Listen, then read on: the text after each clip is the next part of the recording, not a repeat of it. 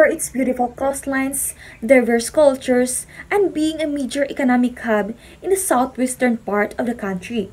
This region is a mix of urban centers and rural landscapes and offering unique blend of experiences.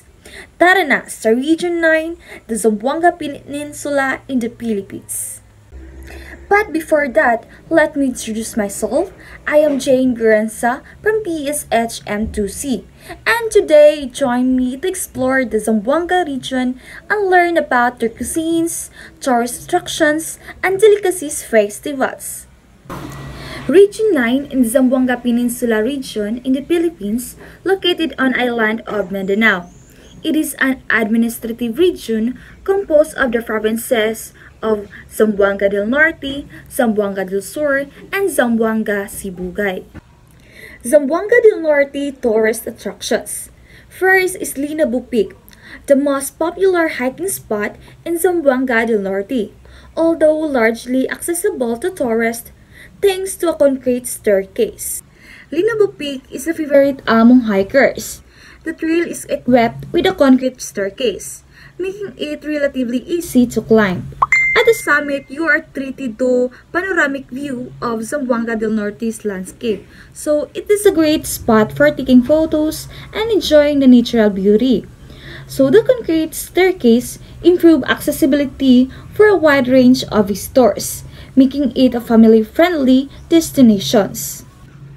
Next is the Rizal Shrine, formerly known as the Jose Rizal Memorial Protected Landscape, located in Dapitan City. It is the site where the national hero was exiled from 1892 to 1896. The shrine is a protected landscape that includes several reconstructed houses where Rizal lived, a museum, and gardens. Visitors can learn about Rizal life in exile, his contributions to the community, and his various projects in education, agriculture, and public works. Last is the Dipulog Sunset Boulevard. It's a popular boardwalk known for its beautiful sunset views. Dipulog Sunset Boulevard, known for its stunning sunset views, making it romantic and picturesque spot. So it is a great place for an evening stroll, enjoying street food, and taking a scenic beauty of the coastline. And Boulevard is often gathering place for locals, tourists, and offering vibrant and lively atmosphere. Zamboanga del Norte cuisines. First is Curatsa, a unique local crab often called a hybrid of a giant sea crab and spiny lobster. It's a must-try and is the best enjoyed fresh. Curatsa, known for its sweet and succulent meat. Curatsa is a must-try for seafood lovers. It is typically steamed, grilled, or cooked in flavorful sauce, so often served fresh to highlight its natural taste. So many restaurants in Zamboanga del Norte specialize in Curatsa, offering various preparations of this unique seafood. And that's all my part. Thank you. Mabuhay! So in continuation, you have here with me Charity Locos, and I will be continuing the report.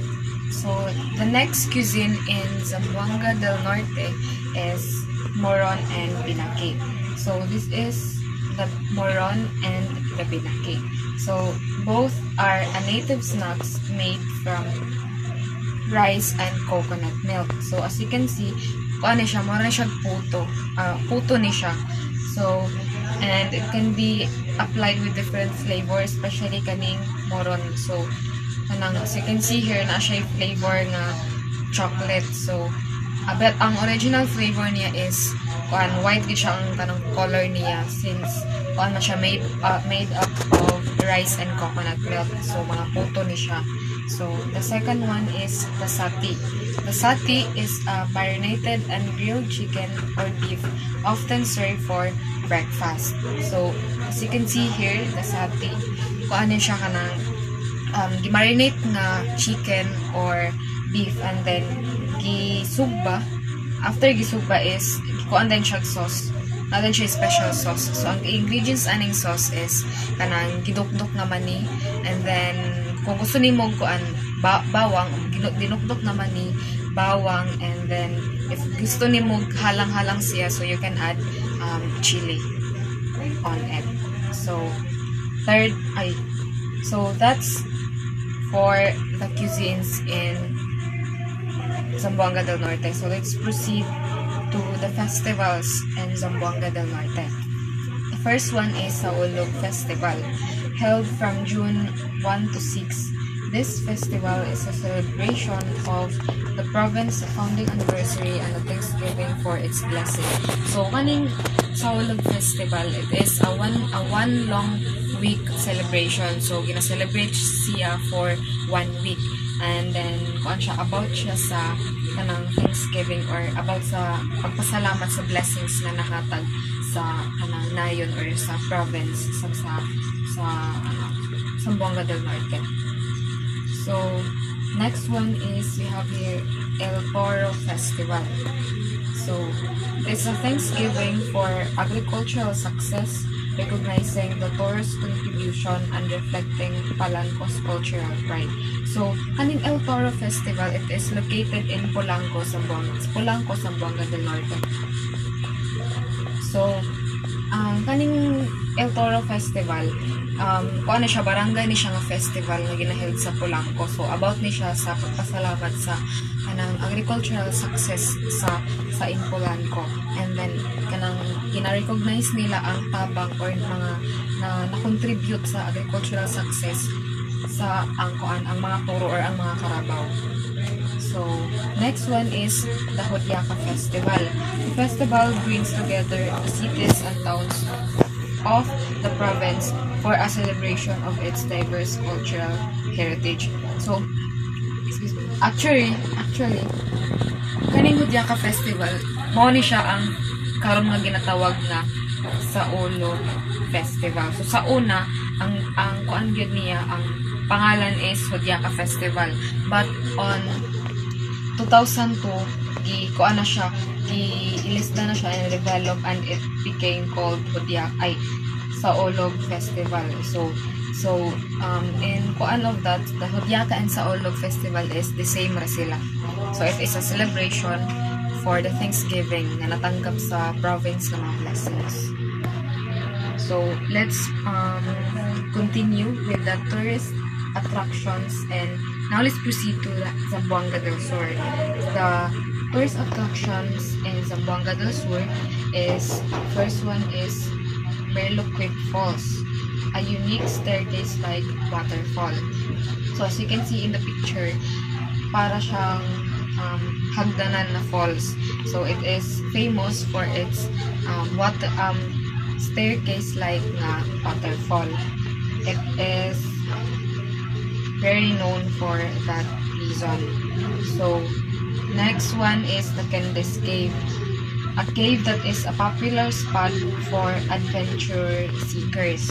So this cave is known or famous for its three highlights. So the first one is ang iyahang mga flora and fauna niya diri pa lang sa entrance pa lang sa cave.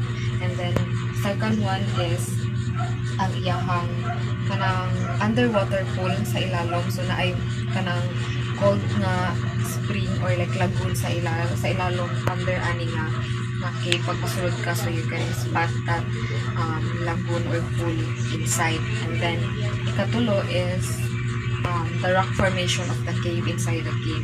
So that is really famous for this Candice Cave and Zamboanga del Sur.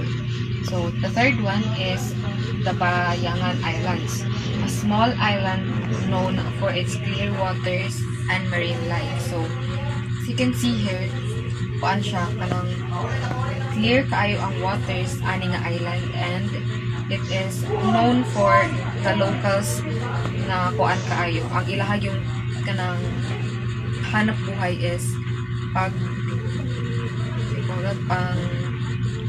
pangingisda. So that's for the tourist attractions in Zamboanga del Sur. So let's proceed to the cuisines or delicacies of Zamboanga del Sur. The first one is the daral, a sweet filling of caramelized coconut shreds wrapped in a crepe made from ground glutinous rice and coconut milk. So, puto gihapon ni siya and then gipalamanan siya o kanang gikagud nga lubi. So, kanang tamis ni siya nga koan nga puto. And then, next one is the panyam, a chewy glutinous rice pancake. So, it is a pancake na kanang it is famous for kanang naa siya sulod nga different flavor. So it can be pwede siya mapalamanan o kanang langka or ube, chocolate. So kanang tamis gihapon ni siya nga dish ay cuisines nalikan sa Zamboanga del Sur. So the next one is the dayok, a type of fermented